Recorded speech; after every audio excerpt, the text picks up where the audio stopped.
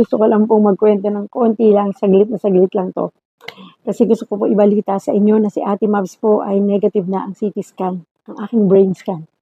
Hindi po ibig sabihin wala nang laman ito, no? Ibig sabihin po, nag-negative na yan. Ayan po ang patunay na unremarkable na po ang lahat ng mga nakita noong 2023 nang ako'y ma-stroke. Dati po may mga nakitang mga maliliit na bara sa aking ugat kung bakit ako na-stroke. Ngayon po, ayan na ang resulta.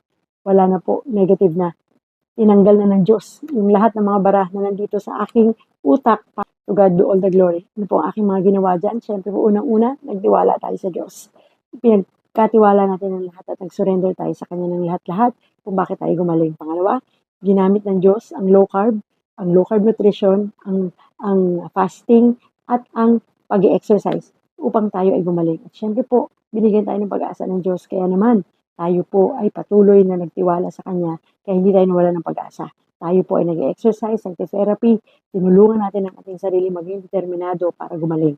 To God be all the glory. Napakabuti po ng Diyos. Mabilis lang to. Gusto ko lang po i-share sa inyo dahil ang bait ng Panginoon. Kung kaya ko, kaya nyo at mangyayari din po ito sa inyo, magtulungan po tayo. God bless everyone. Mahal po kayo ng Diyos.